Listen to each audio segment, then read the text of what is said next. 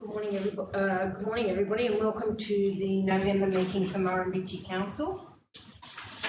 We respectfully acknowledge and pay respect to the traditional custodians of the lands and waters of Murrumbidgee local government area and to all Aboriginal elders past, present and emerging.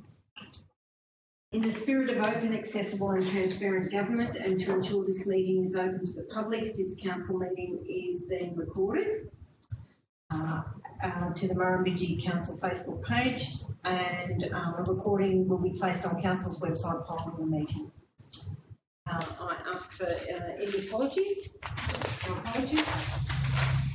Ask for somebody please to confirm the ordinary council meeting minutes of the 8th of October 2022. Moved Councillor Kirky, seconded Councillor Gilbert.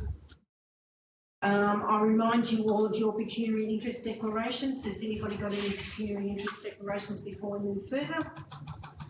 If not, we will move on to, there's no notices of decision, no notices of motion, no reports, and I'll move to a narrow minute which has been put together, which is a declaration of statewide road emergency. And as the Merrill Minute reads, that the Council joined the Local Government New South Wales and the Country Mayors Association of New South Wales in declaring a statewide road emergency and supporting their calls for acceleration and significant increases in funding from the New South Wales Government for the $1.1 billion Fixing Local Roads and Fixing Country Bridges program.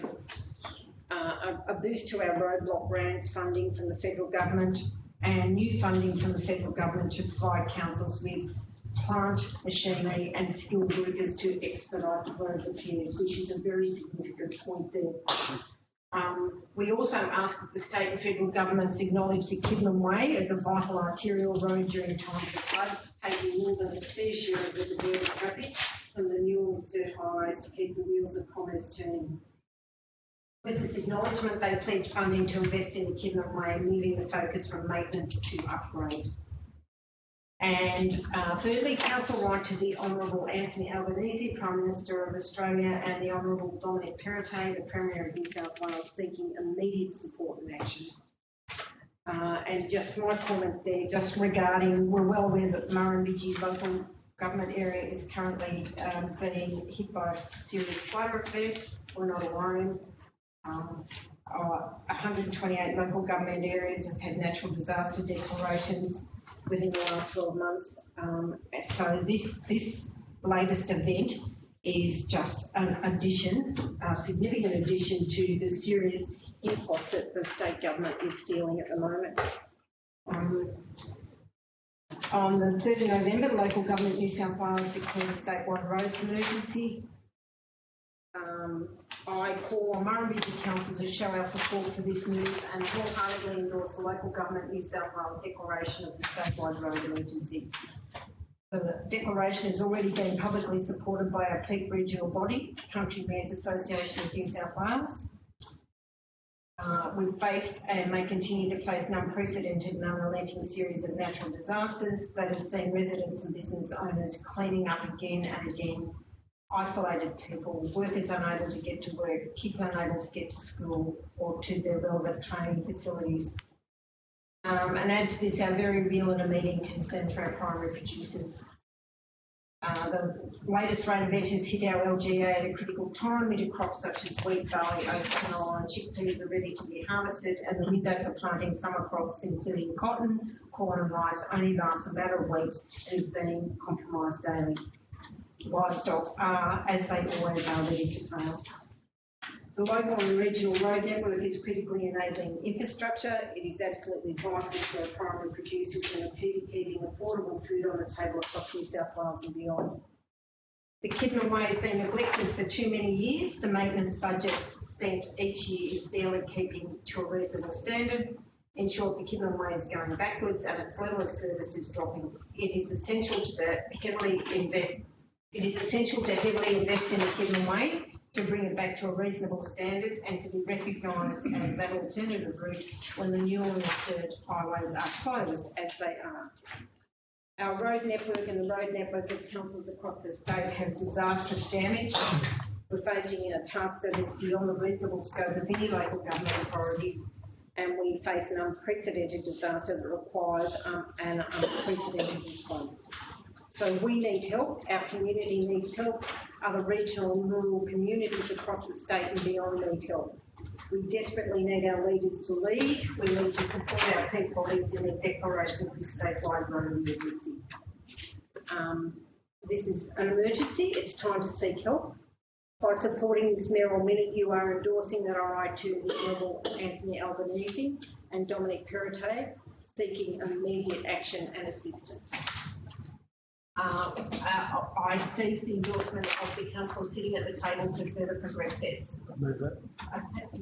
We don't need Moved and seconded. movement seconded By the mayor. by me. That's as a mayoral minute. We don't need that, but I do need the unqualified support of everybody sitting at the table. Thank you very much for that. Yes, Madam Mayor, I think it is very important, this declaration, particularly as you pointed out, the funding for some plant machinery to undertake And these skill. works and skill. And it certainly is, talking to the community members, this is what they're saying. We need them fixed very quickly, and that's my comment. Well, we don't have the equipment or the people, so I think it's very important. Perhaps after our meeting today, and as our media and communications officer, you might be able to put this mayoral minute on our website so that the community know that we are actively working in this space, and we intend to ramp up that advocacy now that we have the support at the table. Any further comment regarding the mayoral minute? If not, okay, I'll move to agenda item 1. I'll move to my mayoral report, which is item number 2. As alluded to in the previous mayoral minute, the weather is seriously testing. We've had significant issues in both the north and the south of our local, and in between of our local government area. There is no part of it that is has not had significant impact. We had a very testing time here with the river,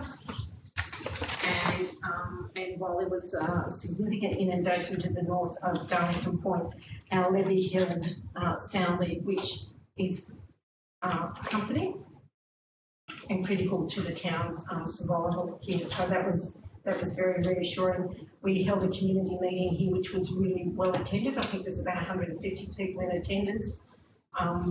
And I have not received any feedback from that, but we had Shane Hargraves in attendance, who was the Southern Region Commander from the SES, who came and spoke. We did have the opportunity to get in a helicopter and have a look at just how vast and devastating the water impact is over a very large area. So to the people who have worked really hard here right across our local government area, our staff and our community members, the community thanks you for that. And I think the team is working really well. This event is not finished. It is still having significant impacts. At the moment, the water coming down the Billabong Creek in Jerilderie, meeting with the water out of the creek and another unformed creek, the Wongamong Creek, is causing considerable agricultural inundation and quite high inundation on our golf course and things like that. To date, minimal impact on any residences on the creek, but it's a slower moving event and with very little detail around what's actually happening in the Billabong Creek, which is frustrating for anybody and everybody who's trying to manage what's happening in that event. So really, would you think you would make the comment that you'd just like the rain to stop just for a little while? But that's what we would all like to happen. The General Manager and I attended the Local Government New South Wales Conference in Cessnock, and as I stated in my report, many of our counterparts were missing due to the widespread and unrelenting weather events.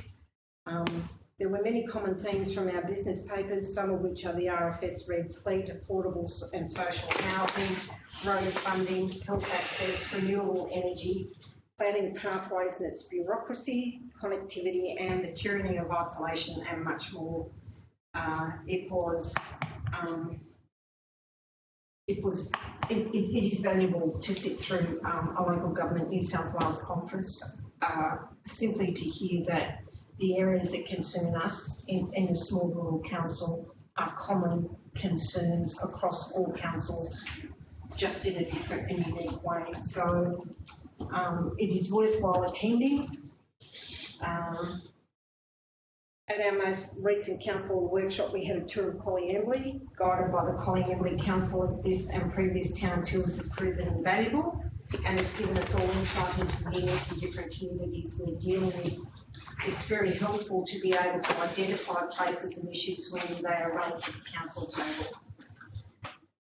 On the 27th of October, Council was delighted to recognise 6 of our long-serving and hard-working staff. We add our congratulations and thank them for their commitment to Murrumbidgee Council and the previous Murrumbidgee Shire and Murrumbidgee Shire Councils. Staff recognised were Julie Cons, Sue Mitchell, Kerry Weymouth, Sean Russ and Brian Wilson and Terry Connor on their retirements. I'd like to congratulate the Taste Colliambly Food and Farm Festival on the success of their 3-day event. I attended the 50-mile meal on a Saturday night, and the hard-working committee had to be congratulated on the fabulous feast we all enjoyed and the informative accompaniment of the producers that was part of the evening. I'd also like to recognise here the invaluable contribution that Council enabled of the $30,000 funding opportunity that supported and enabled the success of particularly the Sunday event, but overall the advertising for the whole event. The SES, in collaboration with Murrumbidgee Council, as I said, convened the community meeting. As the lead organisation, the SES are on the front line informing those at risk and assisting those that experience impacts. There were many issues raised, and further community engagement will address these issues raised then and for future reference. The Remembrance Day commemoration ceremonies on the 11th of November in each of our towns were very visible, and they're a significant reminder of the sacrifice of our forebears and the very real need to value peace. And never has it been more important with the volatile and high-risk global dynamics at play. It was my pleasure to award the Sir John Monash bursary to James Clark from Colliambly. His insightful and informed essay was wise beyond his years, and this bursary will be a great investment in a young man who will most certainly make a difference. Our council has been receiving weekly briefings from residents of New South Wales who look to be greatly engaged in the recovery process from the significant flooding events. And there's just below is a list of the meetings that I attended in this 5-week period. Are there any questions? No? Somebody like to move? Move to Councillor Kirby, second to Councillor Bryce. Those in favour say aye. Those against, carried. Thank you. Item 3, sorry. Thank you, Councillor Gray. Just a brief report. Curbside collection 3 streams. The truck we ordered, we've got an update on its delivery time. It will be in Australia in April 2023. They'll fit it off for the next 6 weeks. So we're hoping for the middle of June for the new compactor to turn up to run the 3-stream system. But as always, we have the contingency. We'll ensure that the current truck is able to deliver it, even if it does take a little bit longer to fill up, unload around those. We'll just make sure that the community is informed. That if that's going to be the case, that they just leave their bin out until we collect things like that. So we've also received budget costings for the wheeled carts, which are there. 240 is $44. Kitchen caddy is $6, and 360, 76, and 120 litre is 39. Well, we've got the kitchen caddy there, as I see the grant that council has applied for, that we had authorisation from the last meeting for the FOGO grant through the EPA. One of the requirements for that grant is for the bin and the caddy and education. So that's why it's there. We'll buy a bin and buy a caddy for each of the government spend that FOGO grant. We'll put our order in probably in about late February, early March for the bins. They say it's about 7 weeks for our massive order to come back to us. So that'll give us plenty of time to get it in, and hopefully then will give us time to be able to roll out the bins to every resident that's going to have them come 1st of July. As advertised, we've got the flood information session this afternoon after 3 o'clock, 3 to 6. Just broadly based around the Darlington Point community to find out what they can give us for information in response, in mitigation, in absolutely everything. We're open to every single thing that can be said from the community in relation to this, so that we can inform our way moving forward in responses to these types of events. Similarly, we'll hold a session in every community within the new year, because we want to hear from the rural as well as the other towns in how they felt from the flooding events, just so we can get that picture and have that information so we can structure moving forward in relation to these types of events. And thirdly, it's we're going to have a internal look from administration, our staff who responded admirably over the periods of time, working through day and night to ensure that water's pumped out of the township of Darlington Point to plug whatever they needed to plug and to open whatever they needed to open throughout that whole period of time, just to see what other things, is there any other pieces of equipment, any other different pumps, any other different things, is water pooling in places we never thought it was going to pool, just all those sort of things that we need to get that data so that we can respond to that and be more prepared next time. As we're aware, we've had high rivers and we've had significant rain, but having high rivers and significant rain inside the levee sort of creates a swimming pool effect, which we need to pump out and things like that. So we just need to be on top of that. And the other thing is we've got the revised media and communication policy there for endorsement today, plus my movements. So that's a couple of months. Right? So recommendation is that the information contained in the General Manager's monthly report be noted and the revised media and communication policy be adopted by Council. Are there any questions for John? Please. Council Manager. Just in regard to the internal reporting or review of the managing the floods, what's your time frame for getting that done? And secondly, can you add into it a report on the rural areas and how many non-compliance events there was, and just whether we need to make any adjustments or put our policies there or just our communication with rural owners. So they're aware of what they can and can't do. But I think it's important to understand how many were non-compliant. Like, was it a big issue or not first? Yeah. That's important. Yeah. So there's 2 questions there. Your timeline, and can you include that?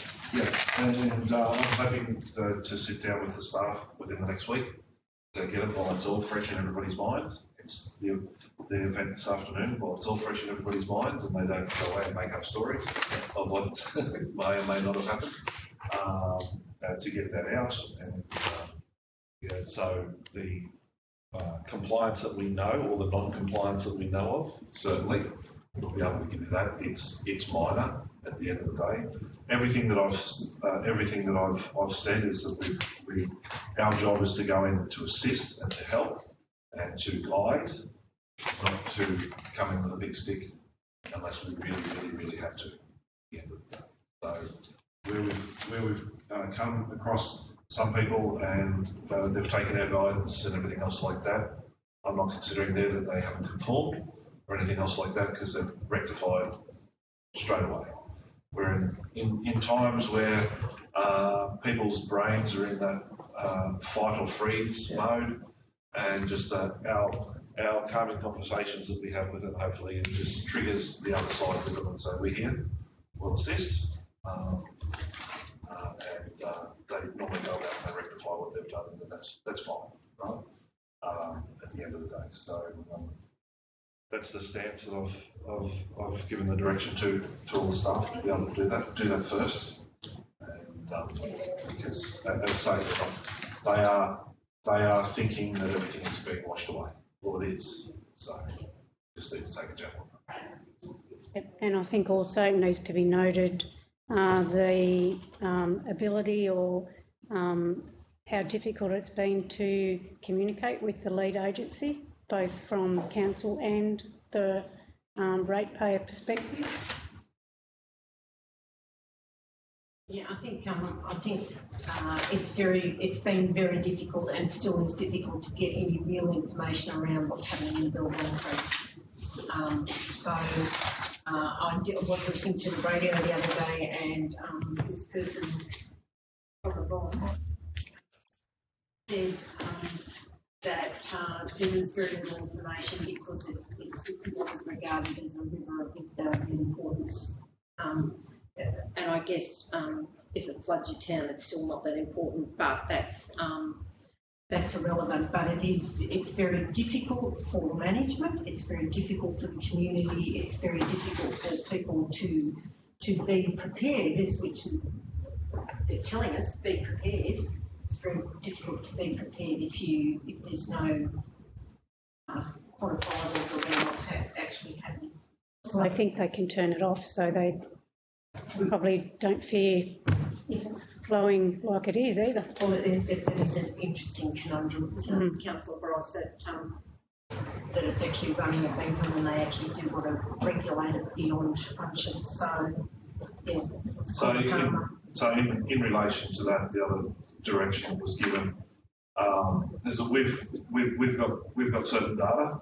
We can access certain data. We can't interpret that data. So we're just making sure that we get all the data that we know we get out there, because there will be a person out there that has an idea on what that actually means. We can give the level of the water in Miranda, we can give it at Mulbungery, we can give it all of those sort of things. They will know somewhere back in their 70-year life of what that could translate into. That's the best that we can do, and then they I know will go around and they'll inform the appropriate people. Back in 1956, this is what that might mean it today. So we're trying to get out as much information as we can. We'll tell the community this is what we know. We don't know what it means. Hopefully that others can make it mean something at the end of the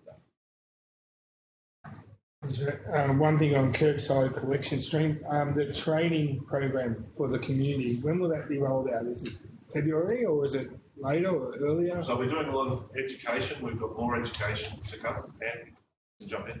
Yeah, we'll keep doing, like obviously we'll wrap it up next year, but yeah, I have been releasing stuff on all our platforms, and I'll just keep.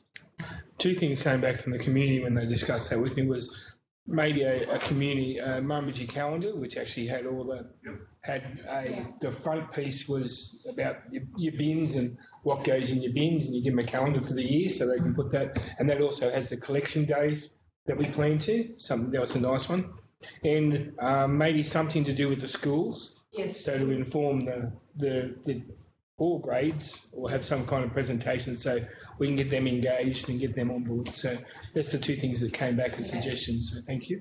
So the schools are a big part of it. The calendar, we do have plans for that. That's on the communications plan, and the schools as well. I'm not sure of the outcome, Gary, with working with... Waste. Yeah, did that go ahead? Or?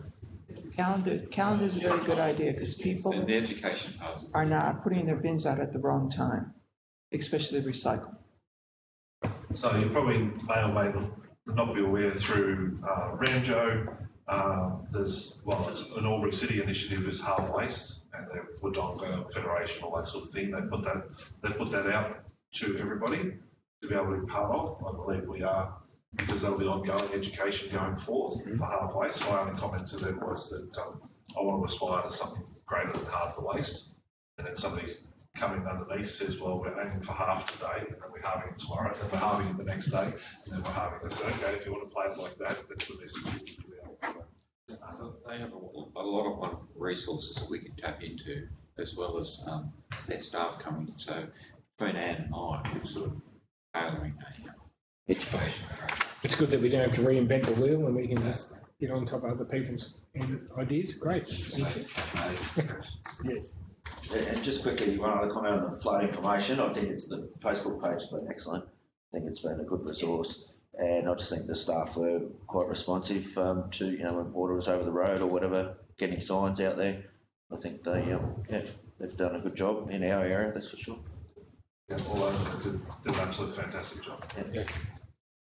Yes, just a move. Okay, so would somebody like to move to the managers report, please? Move Councillor Major, second Councillor Strawn. I'll put the recommendation that the information contained in the General Manager's monthly report be noted and the revised media and communication policy be adopted by Council. Those in favour, please say aye. Aye. Those against, carried. Thank you. Item 4, please. Kate. Oh, hang on. Council was presented with the draft financial statements at the previous meeting. They have now been finalised and the auditor's report has been completed, which I'll let Brad Owen from Crow speak to in a moment. The main changes that were made during the process following on from the drafts were the disclosure in relation to the rural fire service firefighting equipment has changed to basically agree to what the ordinance wants us to say. And we've also brought in $206,000, which reflects cash that is held on behalf of the Jewellery and Monash Committee. So they're the only really substantial changes to the drafts that have been presented previously, but I'll hand over to Brad to give the summary of this side of things. Good morning, Brad. Good morning, everyone. Thanks for letting me join via electronic means. But since we agreed to this, John, the weather of floods and rain, it's only got more and more. So potentially it was we had foresight, if only. I'm here just to confirm. So what Caitlin just said. Probably the most pleasing thing, or one of the pleasing things, is we lodged on time. So that's in previous years. Murrumbidgee, the last couple of years, has used the benefit of an extension in order to get its annual financial statements in. This year they were signed and lodged with the Office of Local Government on 31 October, which is the deadline for sort of anyone without an extension. And I don't think that should go without recognition. So well done to the council finance team, Caitlin and Sue, etc., Vicky, to get that done. As Caitlin was pointing out then, the key item for 2022 was in a regional rural setting is RFS assets. And what the audit office was attempting to achieve across the greater cohort of the 100 plus councils in the state, and then those that have got RFS assets, is an element of consistency around the disclosure and description of those within the financial statements, albeit acknowledging there are some nuances and differences amongst LGAs and councils for what they've done with them. Murrumbidgee, one of our sort of test cases was probably Greater Hume. They've got a very similar construct in terms of appetite and approach to how RFS was treated. So they were one of an earlier lodger who'd gone through. And so I think in terms of using examples for Caitlin and her team about what it could look like, that was an example that was certainly used and leveraged from. Council's financial statements for the first time in its existence, and that's since the amalgamated entity came together, are qualified, but they're qualified to the extent of the RFS asset issue, and that's consistent with a number of other local government councils who For all intents purposes, RFS assets exist. I don't think that's up for debate. The Red Fleet genuinely exists. Who controls it is an item of on balance, and council's view would be that they don't control it. The audit office lands on balance that it is, and so on that difference of interpretation of accounting is what drives the accounting, the qualification in the audit opinion. And there are several councils in a similar scenario. If we step past the RFS issue, but I'm happy to pause, Mayor, if anyone had any particular comments or questions, or if they feel like this is an item that's been through the audit committee and the stance is understood, perhaps not necessarily agreed with, we can either step forward or I can spend more time on RFS. No, I think we've done it to death, Brad. Step forward. And it will be last man standing, because some things you just have to take a stand on. And council's point of view is that if everything else is in order, which it is, then we will stand on that and be about this. So we'll just move on. Yes, thank you, Mayor. And yeah, I think the discussion is ongoing, and there are, various parties obviously leaning into that discussion. So yeah, it's by no means a closed item. In terms of the balance of your financial statements, the theme coming out of the audit committee, which is one that I would concur with, is a stabilisation, and a range of your key metrics have improved at 30 June 22. Some slightly, but agreed they've improved. The drifting or coming down below the high level indicators, the key item to understand there is the additional FAG grant monies that were received in 22, and they are in advance, and they're flowing through, and that gives you additional cash in your balance sheet, and because it's recorded as income upon receipt, trickles into your information, and it's one of the key drivers for why the financial result presents the way that it does. In terms of landing points, the key one probably to just make sure we pause on is cash and council's ability to pay its debts as and when they fall due. Council has a sufficient balance of cash and no external debt, so no money's owed to a banking institution at 30 June 22. And of the cash that's held at year end, it's something in the order of 30 million. And when that's broken down, you've got external restrictions, which are traditionally water and sewer related, internal restrictions, which are capital works programs or financial assistant grant related, plant replacement, ELE reserves, whittling down to an unrestricted level of cash. That's a small, relatively number. It's tracking around 1.4 million at June 22, but it is above $1 million, and it's part of or supported by a long-term financial plan of council. So I know John, as general manager, would like to have that number being more robust. And from council's perspective, I'm sure that would be a aspirational outcome as well. But as it currently stands, it validates council's ability to pay their debts as and when they fall due. In terms of the operating performance ratios, you look very much like a rural regional council. Encouragingly, this year, your operating performance ratio was above the break-even mark. You were well below the own source operating revenue ratio, which has got a 60% or 60 cents in the dollar target, but there's very few, if any, rural regional councils achieving that. So your result at least is consistent year on year, and it's possibly the benchmark which needs to be revisited as opposed to your council's performance per se. The other ratios are around current ratios, unrestricted working capital, and debt service cover, all which are really positive in a Murrumbidgee lens for June 22. The ratepayers have continued to pay their rates and charges outstanding, which is encouraging. You're well below the benchmark there for council. And you maintain a large road network. That's no surprise, and there continues to be significant chunks of cash spent on infrastructure, property, plant and renewal, and the majority of that is driven by the road network need. In terms of council's compliance with legislating matters, excluding the RFS item, there were no issues of non-compliance. So, as flagged, Hong as the delegate for the Auditor General signed the audit opinion on the general purpose, the special purpose and the conduct report, all on the 31st of October, and that allowed Caitlin to lodge those with the Office of Local Government before the deadline. That was me pausing and taking a breath.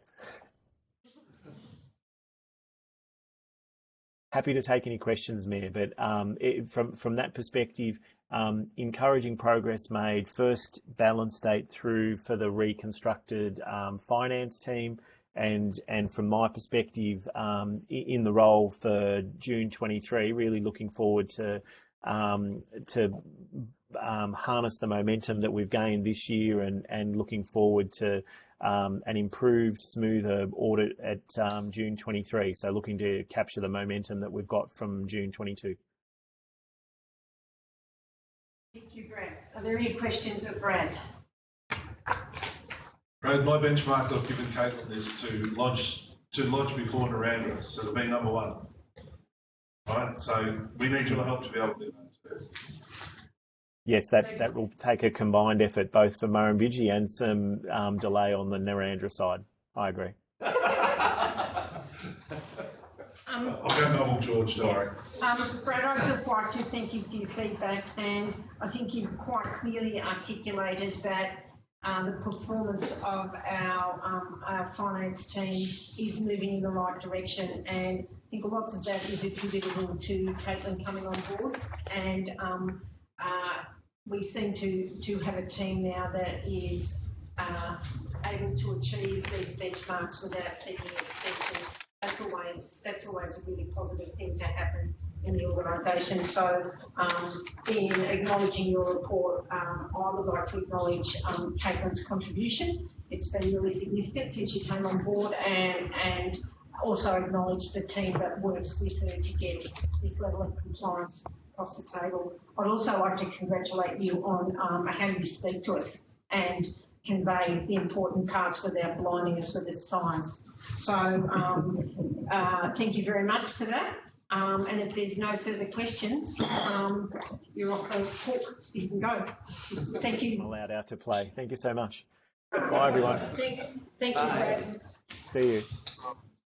Okay, so in acknowledging that, item number 4, the recommendation will read that the audit of financial statements encompassing the general purpose financial statements, special purpose financial statements and special schedules for the year ended 30th of June 2022 be adopted. Would somebody like to move, please?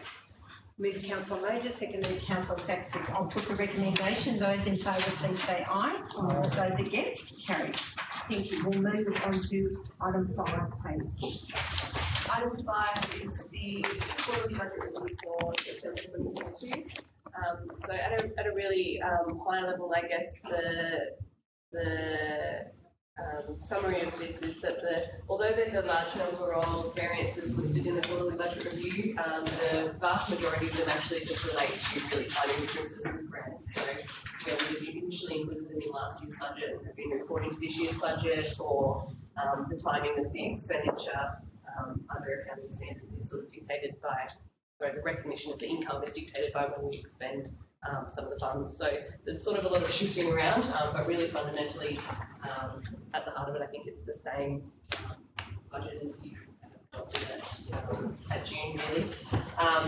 There's a couple of additional grants that have been brought in, but they're fairly small, $50,000 here or $20,000 there. There'll be a body of work to be done before the December 2022 quarterly budget review, just to bring our starting position back to where we actually were at 30th of June 2022, now that the financial statements have been finalised, just to make sure that our starting position is right and we actually can see where we're expecting to get to. And we had some discussions this morning around updating these reports and information provided to be more streamlined and more useful to council making decisions. So I guess recommendation is that the report be noted and the variances that are outlined in the quarterly budget review be approved. Somebody, are there any questions of Caitlin, please?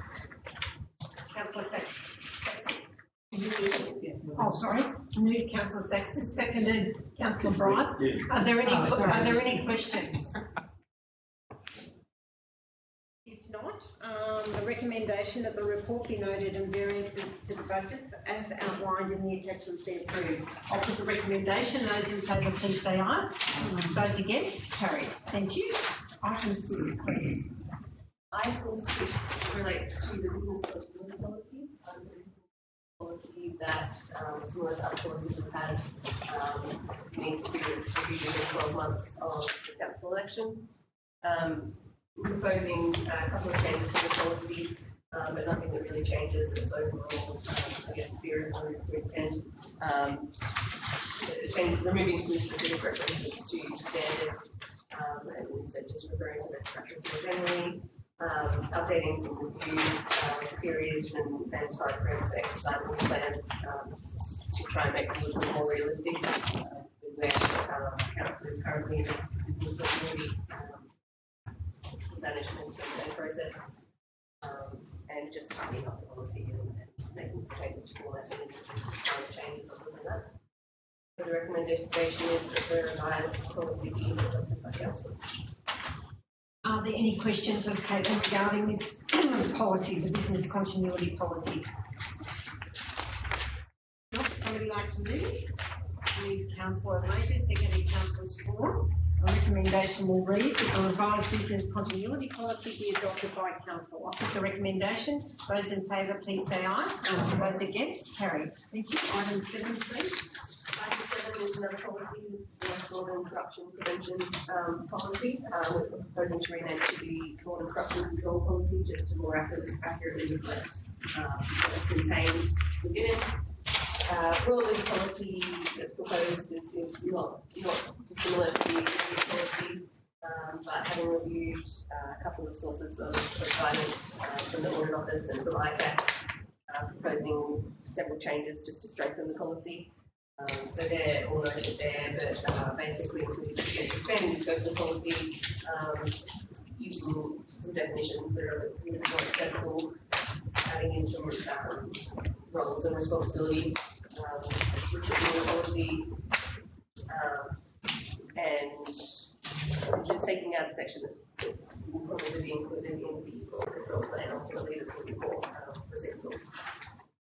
And other than that, changing the review period was previously every 3 years, just bringing that in line with the review of the policy itself.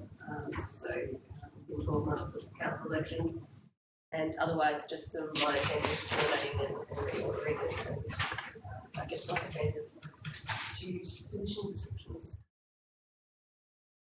So recommending that the revised policy be adopted. Are there any questions of Caitlin regarding this revised fraud and corruption prevention policy? To the corruption control policy? No? Would somebody like to move? Please. Move Councillor Kirby, second Councillor Gilbert. And the recommendation will be that the revised fraud and corruption control policy be adopted by council. I'll put the recommendation. Those in favour, please say aye. Those against, carried. Thank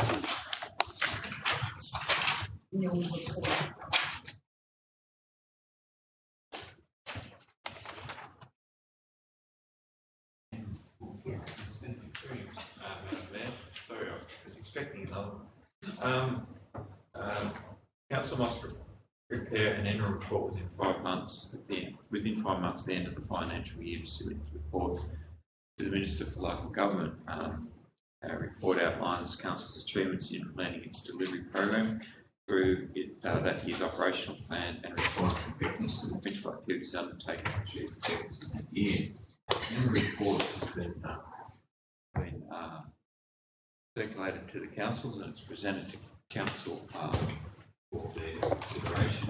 And the recommendation is that council endorse Murrumbidgee Council and report year 2021-2022 report being published on council's website. questions of Gary? Councillor Major. Page 34. It says that the Monash Park master plan has been completed. Not sure that's correct, is it? Are we about to do that? That's in the delivery program.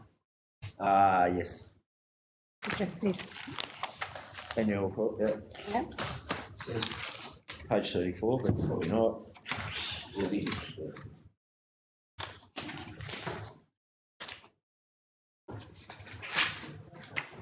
Yeah, I'll tell you what section it is when I find it. Strategy 3.3. Yes. Yeah. Yeah, that's fine.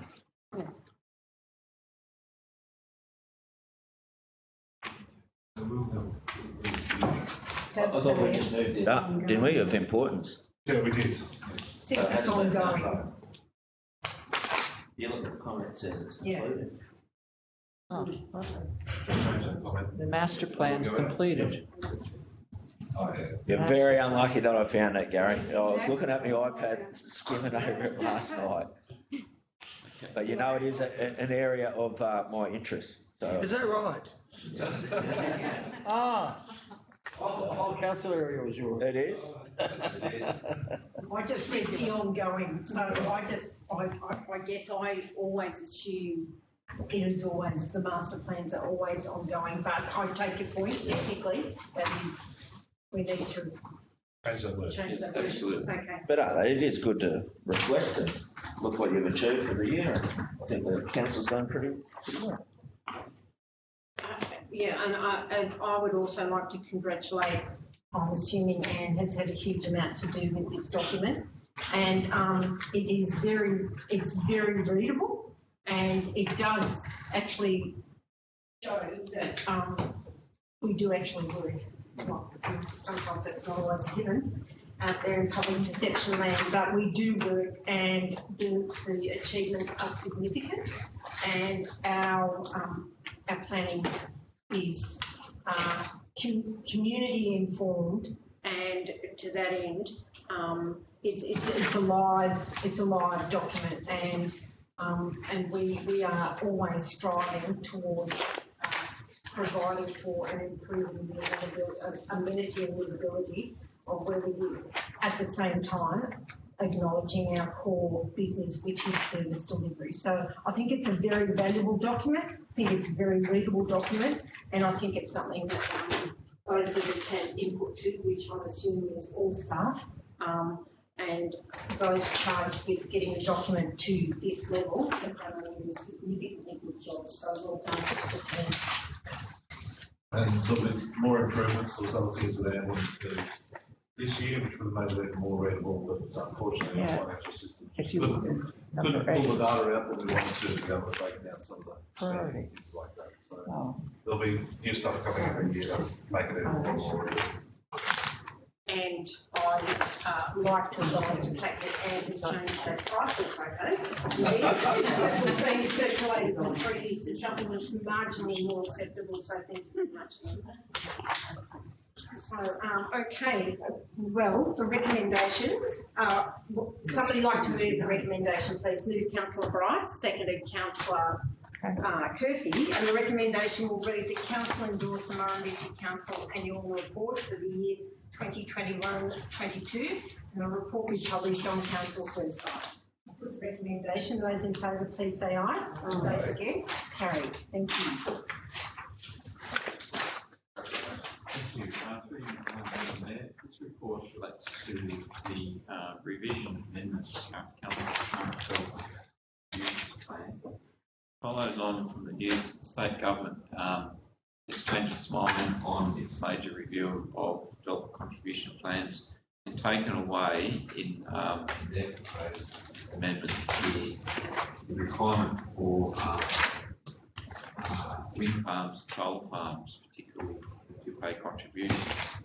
Council has a current contribution plan which exempts class 10 developments having to pay development contributions, and under the National Construction Code, class 10 dwellings are those buildings based on habitable, such as garage, sheds, also includes wind farms, solar farms, and cross bands. So that has caused us difficulties in the past in trying to go to the consent authority for state developments, requiring development contributions for solar farms and wind farms particularly. So further to Council's request at a workshop, I've tasked our senior planner to do a major review of our current contributions plan, and we've come back to Council with a draft that we would like Council to endorse and go on public exhibition, where we will be including Class 10 buildings such as solar farms, wind farms, etc., to pay a contribution. Now, what that will mean is that even though the majority of those developments are state significant, we can now go to the consent authority, which is state government in those instances. Community desire these types of developments to contribute in a financial way. Whether that or not will give us any traction, but it certainly would be a big step forward rather than not having it. The other requirements, Steve has tidied up just some administrative stuff. The contribution rate hasn't changed. We can charge up to a maximum of 1% for any developments over $200,000. The other exemptions stay, so sheds and garages and that type of thing stay, so they're exempt. The other thing too that Council needs to look at is that the current list of projects in the existing plan, a number of those have been completed through other grant funding opportunities, and rather than to this specific item, it's been discussed and recommended to Council that we put in 5 general catchall ones, such as provision medical centres, provision childcare facilities, all Council considers upgrade works, parks and upgrade works, and Council Road upgrade works, where Council, when they collect the money to a certain point, we can then allocate it to any one of those different functions. Now, the other thing I'd like to do, which is not in this, and I hope to discuss this with either Stephen or the General Manager, perhaps we should report, say 6 monthly, where the balance is, and give Council an idea of what we can, how much money we have got, and then Council can make a decision whether they then allocate some of that money to a project or they would like to continue to accumulate it for a much bigger generational project like a medical centre. And I think we could probably amend the draft plan that's going out to include that, or we simply just do it as a function of reporting to Council. So the recommendation is that the amendments to the development contributions plan be adopted and the plan be endorsed and placed on public exhibition and further report back to Council following that period. Okay, are there any comments or questions from Gary? With the changing it to the structure with the solar farms and that, if does it happen that if, say, the solar farm or wind farm, do we actually get the 1%, or can the governments, the state government say no, they don't have to pay it, or they can say that no, we're not paying you? Is it mandatory that has to be? At the end of the day, we're not the consent authority, and Steve made correct announcements. We're not the consent authority for state significant development. What happens is we are approached through the SEARS process, the Planning Secretary's environmental assessment reporting process, and we are allowed then to make comment. Those comments are generally then included in the conditions of consent that the state government put on.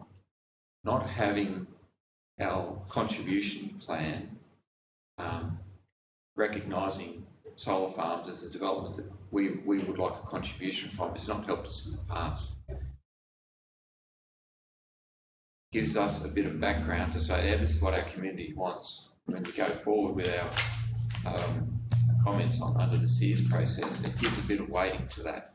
And whether the state government listens to that Not sure. It may come back, it may strengthen our position when we go in and negotiate a voluntary planning agreement. Yes, through you, Madam Mayor. With regard to applications that are dealt with by the state government, like I said, if we've got that in there saying, well, we're going to charge you 1% as a development levy, obviously on the major projects that are $1 billion worth of work, I don't think council would get the full 1%.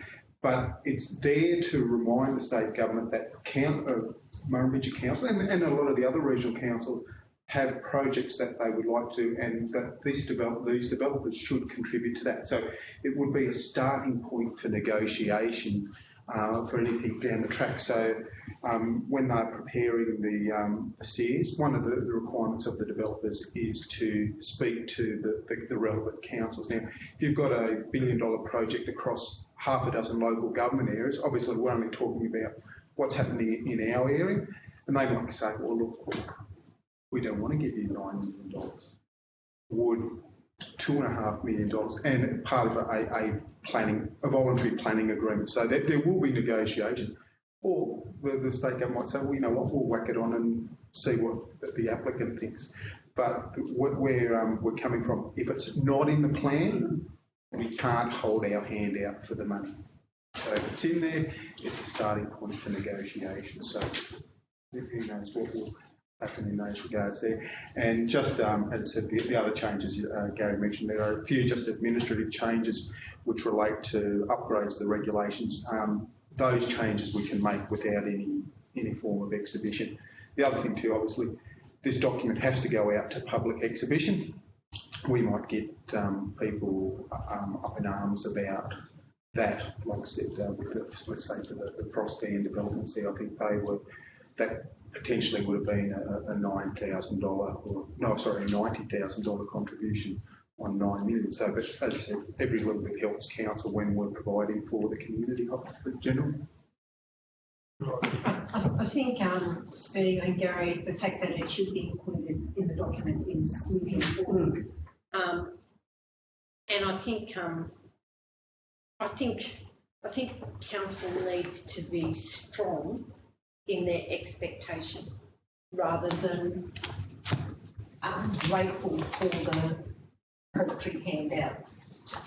Because I think, as Steve just alluded to, it can be a significant contribution to council. And I think historically we have been slow with that expectation, and I think the time has come, by the fact that we're including in our documentation, that the expectation will be significant, especially considering that lots of the renewable energy developments are seen in this highly desirable part of the world, which we are told every second day and twice on Sundays, that this res is highly desirable. So if we are such a highly desirable location, then let's maximise our opportunity. And I don't think that's greed. I think that's just being on top of what's going on. So the state government in their proposal that's now ridiculous was a contribution of $2,000 per megawatt hour. Now the solar farm that we had a discussion on this morning was 1,000 megawatts. So that would have resulted back to council $2 million. Yep. So, in a project that size, $2 million may or may not be enough. What it will do is build a childcare centre, and that's we're in the business here of maximising our opportunity, and it's not greed; it's just not being taken to the cleaners. So we will actively work towards realising that expectation. I think. Well, okay. I'm going to get back to the business paper. Actually, Ruth, what is called quid pro quo. You want to put that here? This is what we want. Well, I think that message is, becoming very clear. So the recommendation will read that the amendments to the Development Contributions Plan Section 7.2 of the Environmental Planning and Assessment Act of 1979 be adopted, the plan be endorsed and placed on public exhibition with a further report to council following the exhibition period. Would somebody like to move, please? Moved Councillor Sherwin, seconded Councillor Strawn. I'll put the recommendation. Those in favour, please say aye. Those against, carried. Thank you. Item 10, please. Thank you, Madam Mayor. This is, Do you want to combine? well, Council want to combine 10, 11, or do you want to do this one separately? we might do this one separately because Sue Mitchell here, our manager of community corporate services, so the rest of the policies. So this is, and last but not least, but we'll might ask the policies. Just we'll might deal with this one very quickly. Okay. This was presented to council in a workshop some time ago, and then as a result of that workshop, we put it back to the Department of Environment with some minor corrections and confirmation on the wording of it. That's now been tidied up with slight little issues there. It's been now presented back to council for final adoption. It's one of the reports that council has to do within 12 months of the election. So the recommendation is the revised Murrumbidgee Council liquid trade waste regulation policy be adopted by council, after which it's forwarded to the Department of Planning and Environment for approval. Okay, are there any questions of Gary? No question. No questions? Okay. Councillor Major, second Councillor Kirby. And the recommendation will read that the revised Murrumbidgee Council liquid trade waste regulation policy be adopted by council, after which it be forwarded to the Department of Planning and Environment for approval. I put the recommendation. Those in favour, please say aye. Those against, carried. Thank you. 11 to 15, or 16 was decision of the plan. 11 to 15, those in favour. Last but not least, our community service policies for final council adoption have been presented to workshops in the past. Generally, they're very slightly corrections, updates. Sue's put a fair bit of work in them to bring them up to current legislative requirements. So they're presented back to final adoption. Okay, so is there anything you feel that we need to have pointed out to us, or? No, there's not a lot of changes to a couple of them. Probably the child safe policy is the only one which is item 14. That's been changed a lot because of the introduction of the child safe standards recently. But the others are more formatting, updating changes, and just responsible officers. Okay. Are there any questions, please, of Sue?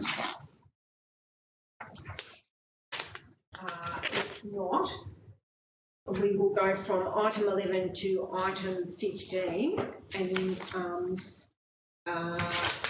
would someone like to move as a whole? Move Councillor Strawn, second Councillor Major. And will I read each individual recommendation from 11 to 15? If you just wanted to say recommendation, Okay. that the trade waste regulation policy review, the leasing of commercial residential properties policy review, revised community festival and events policy, the child protection policy review, and the customer service charter review. Did we not do the liquid trade waste one separately? We did. Did I say that first? Yes, you did. Right. What time to trick me? No. Okay. Move Councillor Strawn, second Councillor Major, that items 11, 12, 13, 14 and 15 be moved and adopted as recommended. I'll put the recommendations. Those in favour, please say aye. Those against, carried. Thank you. Item 16. Thank you, Madam Mayor. This council currently has a permanent land policy, and it's one of the policies that's subject to review. In discussions with our senior planner, we looked at this the current contaminated lands policy. We believe that the council can resolve to rescind due to the fact that there are quite strong policies that we need to deal with contaminated lands that are operated at state government level. So we don't feel there's any need to duplicate those policies at a local level, because when we're assessing developments, we have to, by the regulation, deal with the guidelines and policy produced by the EPA and the state government.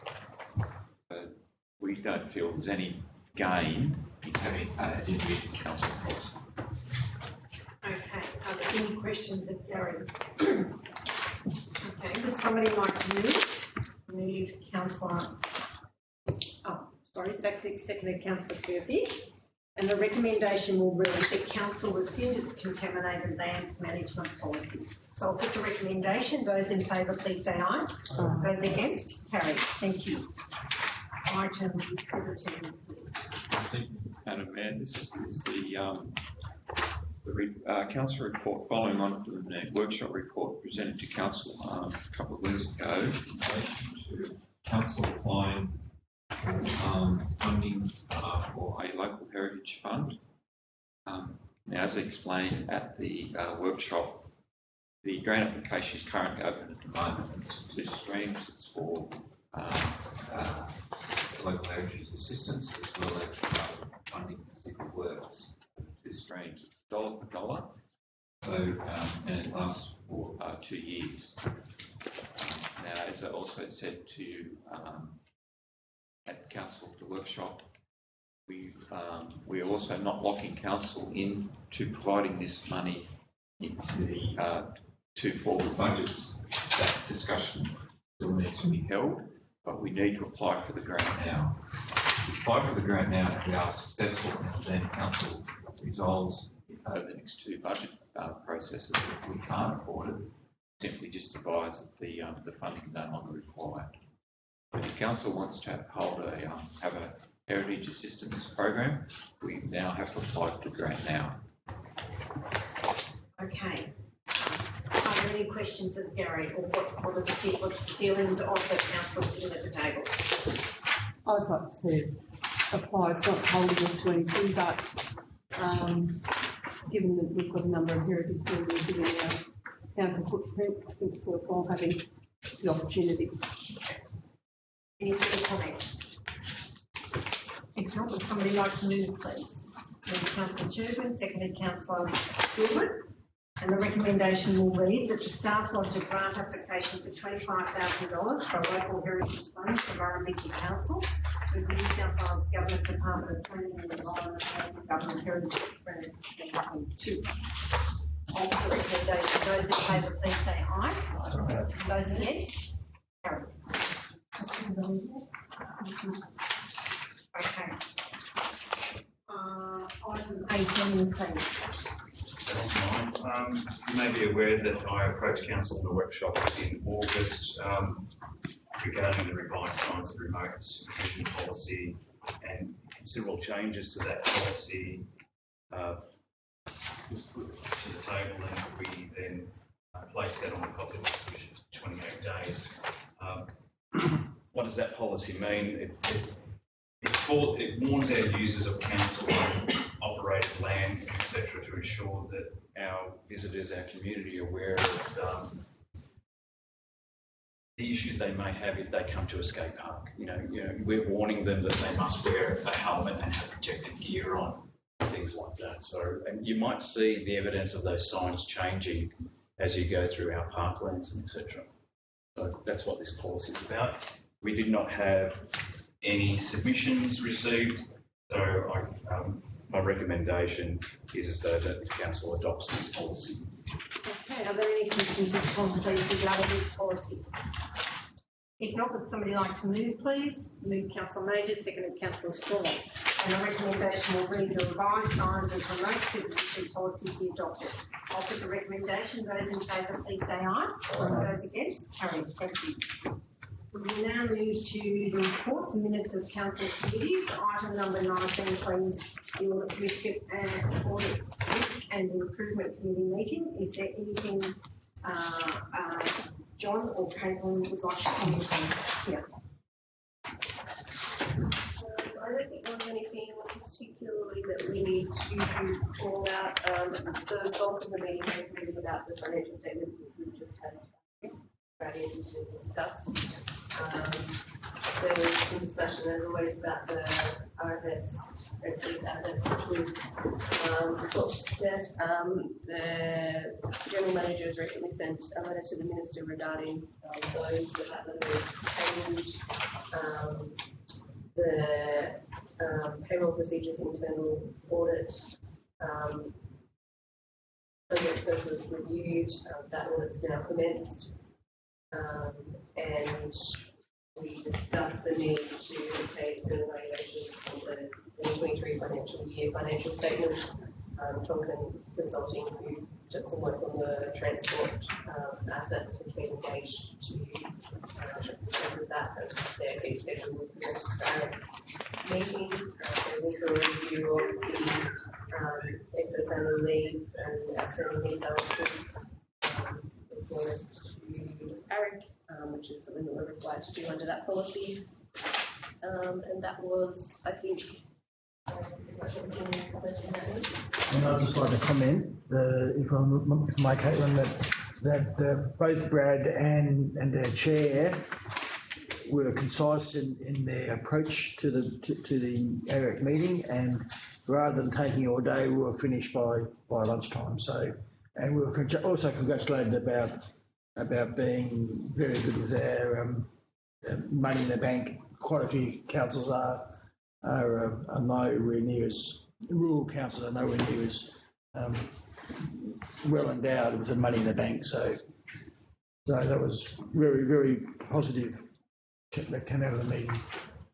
I just want to, here in the business arising, it says that council's IT provider is to present at an upcoming meeting to provide an overview of council's system. Is that at the ARIC meeting? Right, so I spoke to them yesterday and we'll have a representative from Okay. Are there any further questions, please? No? Somebody like to move the minutes of the ARIC meeting be noted?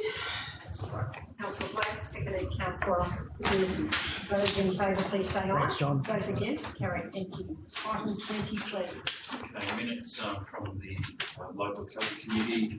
It was an e-meeting based on delegation for placement of traffic control assessments to the market stalls that were to be here at Darlington Point, which has now been cancelled. So due to the wet weather and etc. So we have to report this to ordinary meetings of all the meetings that we discussed with LETC. So have the markets been cancelled or postponed? Postponed, sorry. Postponed, yeah. Where a date has not been formed since. John, at our workshop, you came up with a proposal when you were away about this in regards to. So the change in the policy adopted for the events just before includes that. Yeah, which is in here. So basically now any event on adjacent to a council operated road, includes Kingfisher, any of those roads given way will require council approval. Yeah. So Because, I mean, I've spoken to several businesses and they aren't in favour of it at all. So when they'll have to reapply to do the event again, so that'll come to council as their policy's been adopted. Okay, thank you. Are there any further questions? If not, would somebody like to move that these minutes be noted, please? Move Councillor Black, second Councillor Rice. Those in favour, please say aye. Those against, carried. Thank you. Item 21, please. That's the Tidy Towns annual general meeting is item 21, and item 22 is the general meeting. At the annual general meeting, all office bearers were re-elected, which is a common theme of all committees. Finances were audited to be correct. That finance report is attached. At the general meeting, the business is recorded there. Just a few working bees have taken place and a couple more to come up before our next general meeting will be in February. Okay, have any questions from Councillor Rice regarding the Tidy Towns Committee? We will move item 21 and 22 collectively. Not would somebody like to move, please? Only noted, move Councillor Rice, second Councillor Strawn. Recommendation, those in favour say aye. Aye. Those against. Carried. Item 23, please. Yeah, this is the New Highway Task Force Committee meeting back in September, which we couldn't attend. We held off the minutes because when I sent back in the minutes, because we weren't there, there was a letter being written to the minister. It was foreshadowing some things that needed to be on there. Mainly about the roads and everything else like that. The intersection and Randa and irrigation way, blah, blah, blah, as you see in the general business on number 12. So I requested that the items that we have brought up at every single Newell Highway Task Force meeting, being the intersection of Kidman and Newell and Carnago and Kidman and Newell, be included in that letter. And I was hoping they would change the minutes and send them out, but they haven't. So we've presented the minutes, but I'm hoping they would actually caught that before they wrote the letter to the minister to include those things. So next meeting in Newell Highway, I'll make sure I find out whether that was done. If not, need to insist that there's a system that goes forward that the secretary review all of the past minutes and see all of those things that have been talked about for the past 10 years gets included into these things brought forward. Not just go on the faces that are there and haven't been there for a long, long time and just happen to be at that meeting to be able to talk about some things. But the next meeting is being held on 14th of March in Miranda. Should be home. Yeah. Are there any questions, please? We don't have to go by Sydney because the road is From It's a major concern because the Newell's been out for 2 months now, and there's no alternative to get to Queensland except via Sydney. Because even if you can get your way around at Miranda, you can't get past West Wollongong. Most of the trucks can't get this there because they now road trains going up the Newell Highway, and they can't sort of drop a trailer off to go around via Sydney. Any further comments? See, the Kidman's out too. Oh. Further north, Hillston. Oh, okay. Okay. Somebody like to move that these minutes be noted? Councillor Murphy, seconded Councillor Black. Those in favour, please say aye. Those against, carried. Thank you. Item 24, please. Item 24 is the monthly cash and investment report for October 2022.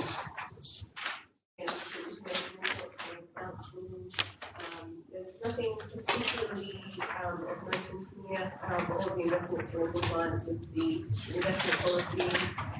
The Bendigo Bank funds were in line with the target as well. In terms of the benchmark rate, the rate for the financial year to date has exceeded that benchmark. The rate just for the month of October 2022 specifically was slightly below the benchmark. I'm not too concerned about that. I think it's mostly just a product of using it's essentially a 90-day benchmarking and just rising interest rates. So I think it's really the timing thing, but we'll keep an eye on that. Just recommending that the report be noted. We'd like to move the report be noted. Move Councillor Murphy, seconded Councillor Major. Are there any questions of Caitlin? I put the recommendation which will read: Council made the monthly cash and investment report containing the bank balances and schedule of investments as of the 31st of October 2022. Those in favour, please say aye. Those against, carried. Thank you. Item 25. Item 25 is again an information report just on collection of overdue rates, just following up on some council requests at the last council meeting. So it just sets out really what the I guess distribution of outstanding balances looks like. The total balance of rates unpaid at 30th of June was about $480,000. Up until the 9th of November, when the report was written, that had fallen to about 394. So some of those amounts are being collected. I guess if you look at the distribution, I think to notice that really what we're looking at is a lot of small outstanding debts, with a few larger ones, which in a lot of cases, from what I am led to understand, is that a lot of those have specific legal circumstances or things sort of tying those up. So although we do have a number of debt collection procedures in place, those are fairly informal. So there's a piece of work to be done there in formalising those procedures into a debt recovery policy, so that we can roll that to enhance our debt collection procedures. As council is aware, we do have the option after rates are unpaid for a substantial period of time, typically 5 years. We do have the option of selling properties to recover those rates. So I guess from that point of view, this is more not so much a risk that we won't be able to collect the debts, but more a risk of liquidity in terms of those funds are tight. We don't have access to those funds until we do that. That's basically where things are sitting at the moment. So we'll have a debt recovery policy that we'll look for the next couple of months. Okay. Are there any questions of Caitlin regarding this overdue rates collection item? If not, the recommendation will read that the information contained in the overdue rates collection report be noted. Those in favour, please say aye. Aye. Did you move and seconder for that? Moved Councillor Murphy, seconded Councillor Black. Those in favour, please say aye. Aye. Those against, carried. Thank you. Okay, item 26, please. Wake up. Wake up. VA. Oh, yeah, sorry. Yes, through you, Madam Mayor. This is the development application report. This is the development application approved under delegation by staff during October 2022. The recommendation is that the report be adopted. Are there any questions of Gary, please, regarding this report? Yeah, just number 3, the Druidry Street one in Druidry with the servo. What was the response to them when they were refused? At this stage, it's anecdotal. They replied back to Steve that they were considering their options and reviewing legal action. Yeah, because I went through Druidry yesterday and I noticed the servo coming in has gone to the credit card thing. And it just doesn't. Why would they put one just a little bit further up the road with the same concept and endangering a school area? Yeah, okay, thank you. They have I think it's 3 months before they can heal, so they're considering what they want to do. But we haven't had information. Are there any further questions of Gary? If not, would somebody like to move, please? Move Councillor Chuba and seconded Councillor Major. And the recommendation will read that the information contained in the development applications approved under delegation as at October 2022 be noted. Those in favour, please say aye. Those against, carried. Okay, we might move into confidential now. Would somebody like to move into confidential? Move Councillor Murphy, second Councillor Black.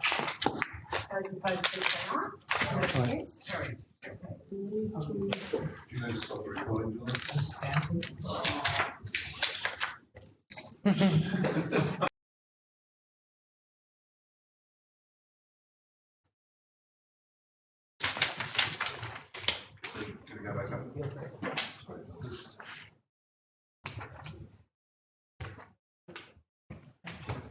We move to item 27 in the business agenda, and it is the conversion of the lease number 1260986.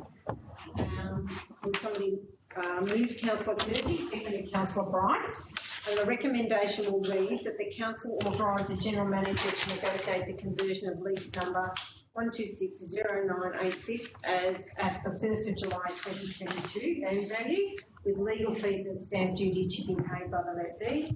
2, that the conversion settlement is to be paid in full. And 3, that the council authorise the general manager to execute the documents under the common seal of council. I'll put the recommendation. Those in favour, please say aye. Those against, carried. Thank you. We will move to item 28, the Lions Club grant program, and was resolved on the motion of Councillors Gilbert and Saxon that $2,000 funding under the 2022 Lions Club grant program be awarded to Rebecca Norris of the Darlington Point Swimming Pool. I'll put the recommendation. Those in favour, please say aye. Those against, carried. Thank you. Close of business. Thank you very much, everybody. Really, I had a non-pecuniary